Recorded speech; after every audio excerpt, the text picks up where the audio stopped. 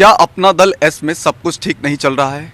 राष्ट्रीय कार्यकारी अध्यक्ष से राष्ट्रीय उपाध्यक्ष बनाया गया आशीष पटेल को, लेकिन इन सब के बीच आशीष पटेल ने सरकार पर हमला बोलते हुए कहा कि हमारी पार्टी को तोड़ने की कोशिश हो रही है। बाकायदा इसके लिए 1700 करोड़ रुपए का फंड रखा गया है। यानी कि ये खबर दबाने के लिए आशीष पटेल ने जब ये हमला बोला, उसके बाद ये डिमोशन की खबर दब गई। इस पर बात करने के लिए हमारे साथ वरिष्ठ पत्रकार विजय उपाध्याय जी हैं। सर, राष्ट्रीय कार्यकारी अध्यक्ष से राष्ट्रीय उपाध्यक्ष, क्या अपना दल एस में सब कुछ ठीक नहीं चल रहा? देखिए, अपना दल एस के अध्यक्ष हैं अनुप्रिया पटेल और आशीष पटेल उनके पति हैं। तो ये पति पत्नी के बीच का मामला है और किसी भी पार्टी को, खासतौर पे जो छोटी पार्टी हो, जिसका एक पर्टिकुलर इलाके में ही असर हो, उसे बार बार अपने को साबित करने की चुनौती होती है। और अपना दल के सामने भी ये चुनौती है। 2014 से बीजेपी के और एनडीए के साथ खड़ी है। अपना दल बीच में विभाजित भी हो गई। उनकी बहन ने अपनी एक अपना दल कमेरावादी पार्टी बना ली। पति भी राजनीति में आ गए। पति टेक्नोक्रेट थे, एमएलसी बन गए, एमएलसी बन के मंत्री भी बन गए। तो मूलतः राजनेता नहीं है। राजनीतिक चीज़ें बहुत कम समय में आप सीख नहीं सकते हैं। कोई टेक्नोक्रेट अगर सोचता है कि हम तुरंत कर सकते हैं, तो ऐसा नहीं है। चूँकि अनुप्रिया पटेल पहले से राजनीति में थी, परिवार उनका राजनीतिक है, तो उसका उनको बेनिफिट है। लेकिन कई बार अनुभव जो है वो आड़े आ जाता है। मुझे लगता है कि जिस तरीके से अपना दल में उनके अपने लोगों ने बगावत की थी, जिस तरीके से एक राज्य मंत्री को लेकर इन्होंने चिट्ठी लिखी और वो हटा नहीं, तो कई ऐसे सवाल हैं जिनसे पार्टी भी जूझ रही है। अब उसमें कई बातें आशीष पटेल ने अपने पिछले दिनों के सम्मेलन में बोली थी। हालांकि उनके सभी विधायक वहाँ मौजूद थे, जबकि उनके एक बागी जो पार्टी से जुड़े हुए थे, उन्होंने कहा था कि हमारे संपर्क में 8-9 विधायक हैं, तो वहाँ तो सारे विधायक तो पार्टी के साथ थे। तो उनकी बात झूठी साबित हुई। फिर भी ऐसी पार्टियों को, जो छोटी पार्टियाँ होती हैं, जिनका दायरा बहुत बड़ा नहीं होता, थोड़ा सीमित होता है, उनको साबित करने के लिए बार बार कसौटी पे उतरना पड़ता है। और अपना दल के साथ भी यही है। अब इस झंझावात और जद्दोजहद के बीच में, पति पत्नी के रिश्तों के बीच में, पार्टी का जनाधार बढ़ रहा है या पार्टी का जनाधार घट रहा है, या लोगों को, जो लोग उनके साथ हैं, यानी बहुत ज़्यादा तादाद में अभी लोग आपके साथ नहीं, फिर भी आपको तालमेल में दिक्कत आ रही है, सबको संभाल पाना मुश्किल हो रहा है। तो ये चैलेंजेज हैं अपना दल एस के पास। सर, कहा जा रहा है कि जैसे पार्टी में एक वर्ग ऐसा है, बड़ा वर्ग है, जो आशीष पटेल को लेकर के लगातार हमलावर था। उसके बाद अनुप्रिया पटेल ने ये मैसेज दिया है कि कार्यकर्ता और जो पदाधिकारी हैं, उनसे बढ़ के हमारा परिवार और पति नहीं है। उसके बाद ये उन्होंने फैसला लिया कि राष्ट्रीय कार्यकारी अध्यक्ष से उनको उपाध्यक्ष बना दिया। हाँ, निश्चित तौर पे देखिए, ये तो संकेत जो आप बात कह रहे हैं कि राष्ट्रीय कार्यकारी अध्यक्ष से उनको राष्ट्रीय उपाध्यक्ष बनाया गया, तो कार्यकर्ताओं को संदेश देने की कोशिश की है उन्होंने कि पार्टी सबसे बड़ी है, और अगर पार्टी मजबूत रहेगी तो आशीष पटेल भी मंत्री रहेंगे। अगर पार्टी कमज़ोर हो जाएगी, और अभी तो बीजेपी के साथ पार्टी के 13 विधायक हैं, पिछली बार भी 12 विधायक करीब उनके थे, तो एक्चुअली खाता ही ठीक से खुला इनका तो बीजेपी के साथ खुला, लोकसभा में या विधानसभा में। तो अगर पार्टी मजबूत रहेगी तो आशीष पटेल भी पति होने का फ़ायदा उठा सकते हैं, मंत्री बने रह सकते हैं, एमएलसी बन गए हैं। लेकिन अगर पार्टी कमज़ोर हो जाएगी तो पूछ कम हो जाएगी। वैसे भी जो कुर्मी समाज की राजनीति है वो बड़ी दुधारी तलवार जैसी है, क्योंकि बहुत स्वाभिमानी समाज होता है। कुर्मी क्षत्रिय समाज जो है बहुत स्वाभिमानी होता है, और इसीलिए हर ज़िले में इनका अपना एक अलग राजनीतिक ब्रांड एम्बेसडर होता है। और कुर्मी समाज ने लोकसभा चुनाव के समय में समाजवादी पार्टी के साथ ज़्यादा रुझान दिखाया था। विधानसभा 2022 को जो चुनाव था, उसमें भी बीजेपी के खिलाफ काफ़ी बड़ा कैंपेन कुर्मी समाज के बीच में चला था। फिर भी अपना दल सीटें जीती बीजेपी की मदद से। लेकिन चैलेंजेज उसी समय 2022 से ही शुरू हो गए थे, और ख़ास तौर पे जो कुर्मी समाज के प्रमुख नेता हैं, पार्टी से जुड़े हुए भी हैं या समाज के नेता हैं, उन लोगों ने पैसे के लेन देन का भी आरोप लगाया था बातचीत में आपस में कि भाई हमारी पार्टी जो है वो टिकट उस तरह से दे रही जैसे बसपा में पार्टी फंड करिए तो फिर टिकट मिलता है। तो इन सब चीज़ों को लेकर वहाँ काफ़ी जद्दोजहद थी। तो अनुप्रिया पटेल को लगता है, चूँकि अपने पिताजी की लेगेसी का क्लेम उन्हीं का है, वो मानती हैं कि बहनों में वही राजनीतिक उत्तराधिकारी हैं। पल्लवी पटेल तो बाद में राजनीति में आई और उनकी छोटी बहन उनके साथ थी, और उस दिन जब सम्मेलन हुआ तो उसको भी अपने साथ, उनकी जो सबसे छोटी बहन है उसे अपने साथ रखा था। तो वो जो राजनीतिक विरासत है सोनेलाल पटेल की, अनुप्रिया पटेल उसको समझते हुए उन्होंने पति को कार्यकारी अध्यक्ष से हटा के उपाध्यक्ष बना दिया है। खुद वो अध्यक्ष ही हैं, तो जाहिर है कि कार्यकर्ताओं को ये संदेश है कि पति भी हमारे लिए उतना महत्वपूर्ण नहीं है। राजनीतिक तौर पे परिवार के अंदर तो महत्वपूर्ण है, लेकिन राजनीतिक तौर पे कार्यकर्ता निश्चित तौर पे ज़्यादा महत्वपूर्ण है।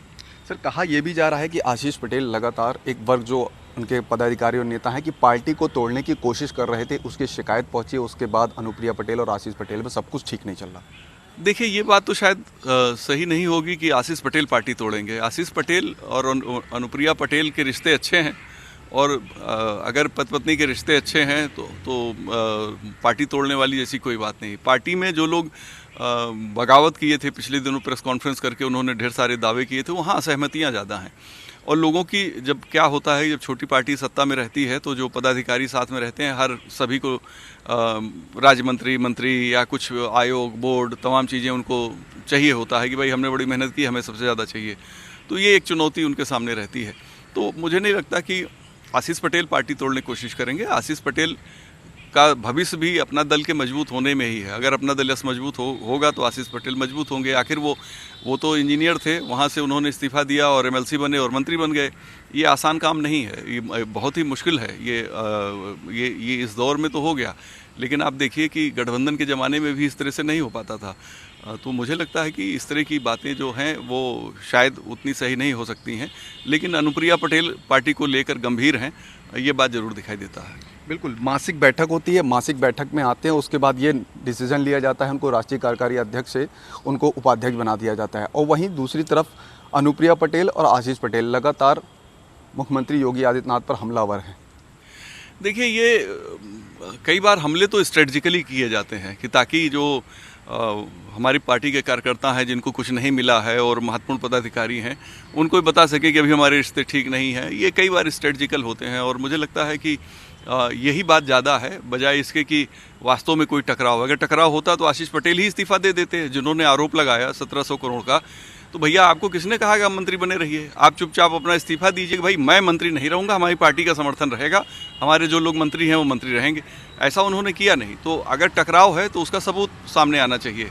जहाँ तक एक बौद्ध जी जो राज्य के दर्जे में हैं, उनकी बात है, तो वो एक ऐसा इशू है जिस पे पार्टी ये कह सकती है कि हमने उनको बनवाया था, हम हटाना चाह रहे हैं, वो नहीं हट रहे हैं। तो कई बार कोई नेता किसी एक पार्टी में, अब जैसे शशि थरूर हैं, वो कई बार ऐसा उनके बयान आते हैं कि लगता है कि बीजेपी के साथ खड़े हैं, लेकिन ये पार्टियों के भले की बात है। कोई एक व्यक्ति है किसी पार्टी में, वहाँ उसकी पूछ उस तरह से नहीं है या उसे डिमोट किया जा रहा है, लेकिन उसमें प्रतिभा है, तो दूसरी पार्टी उसे तो हाथों हाथ ले लेती है। क्योंकि राजनीति में भी अच्छे लोगों की बहुत कमी है। वैसे तो बेरोजगारी बहुत है, लेकिन अच्छा प्रदेश अध्यक्ष ढूंढना पार्टियों के लिए बड़ा मुश्किल है। अच्छा नेता ढूंढना बड़ा मुश्किल है। अच्छा कैंडिडेट विधानसभा या लोकसभा के लिए पार्टियों को ढूंढना आज भी बहुत मुश्किल है, क्योंकि जो कैंडिडेट सामने आते हैं वो बड़ी सीमित दायरे में उनकी राजनीति होती है, फिर भी वो बड़े बड़े सपने लेके चले आते हैं, वास्तव में उतनी मजबूती नहीं होती है। तो जो सारे पैरामीटर पे खरा उतरे, इस तरह का नेता होना चाहिए। जहाँ तक बात मुझे लगता है कि अगर आशीष पटेल निजी तौर पे सरकार से नाखुश हैं, तो सबसे पहले तो उन्हीं को मंत्रालय से बाहर आ जाना चाहिए। ठीक है कि भाई हमारी पार्टी का समर्थन रहेगा, हम एनडीए का हिस्सा रहेंगे और हम पार्टी से बाहर आ जाते हैं, हम मंत्री नहीं बनेंगे, हम पार्टी की सेवा करेंगे, लेकिन ऐसा नहीं किया उन्होंने। तो ये सारे बयानों का कोई मतलब नहीं, और मंत्रिमंडल सामूहिक उत्तरदायित्व की जिम्मेदारी होती है। इंडिविजुअल के तौर पे अगर वो कुछ कहते हैं तो अलग बात है। उन्होंने पार्टी फोरम में ये बात तो कह दी, लेकिन सरकार के तौर पे, मंत्रिमंडल के तौर पे वो भी उसी का हिस्सा है। सामूहिक उत्तरदायित्व में उनका भी पार्ट है। जो भी 1700 करोड़ का उन्होंने जिक्र किया वो उसका हिस्सा है। तो वो कैसे उससे अपने को अलग कर सकते हैं? टेक्निकली वो सरकार के साथ हैं, और जो आरोप लगा रहे हैं वो शुद्ध रूप से पॉलिटिकल है। सर, वो कहते हैं कि हम पार्टी से इस्तीफा देने के लिए तैयार हैं, क्योंकि पदाधिकारी और जो हमारे जो कार्यकर्ता हैं वो पार्टी के लिए सर्वोपरि हैं। हम इस्तीफा दे देंगे मंत्री पद से अगर हमारी बात। कौन सी ऐसी बातें हैं जो इनकी बात नहीं सुनी जा रही सरकार में? कौन से ऐसे मुद्दे हैं सर? देखिए, मुझे लगता है कि मुद्दे बनाए जाते हैं और प्रेशर पॉलिटिक्स की जाती है अपनी बार्गेनिंग कैपेसिटी बिल्ड करने के लिए, और साथ में अपने कार्यकर्ताओं को मैसेज देने के लिए, देखिए हम जूझ रहे हैं, लड़ रहे हैं, आपके हितों के लिए लड़ रहे हैं। अब वो ओबीसी की भी बात कई बार करते हैं। तो आप जिम्मेदार मंत्री हैं, सरकार में हैं, और जो आपकी मांगे हैं उसको मीडिया के सामने रखिए ना, या कैबिनेट में सरकार से रिक्वेस्ट करिए कि भाई हम ये चीज़ें होनी चाहिए, हम रखना चाहते हैं। अगर नहीं सरकार एक्सेप्ट करती है तो आप बाहर आ जाइए मंत्रिमंडल से। आपको कोई जबरन को किसी ने मंत्री बना के रखा नहीं है कि नहीं आप बंधक बनाए हुए हैं। तो ये बातें तो एक्चुअली राजनीति है कि आप कहें कि हमारे मुद्दे नहीं सुने जा रहे हैं, हम काम तो करना चाहते हैं। एक्चुअली जब लोगों को संतुष्ट कैसे करें? अगर कार्यकर्ता आप मुझसे नाराज़ हैं तो मैं क्या कहूँगा कि अरे भाई मैं सरकार मेरी नहीं सुन रही, यही तो कहेगा आदमी, इसके अलावा तो और कुछ कह नहीं सकता है। तो वो भी वही कर रहे हैं, जो सामान्य मनोवैज्ञानिक जो तरीके हैं, टेक्निक्स हैं, वो उसका इस्तेमाल कर रहे हैं।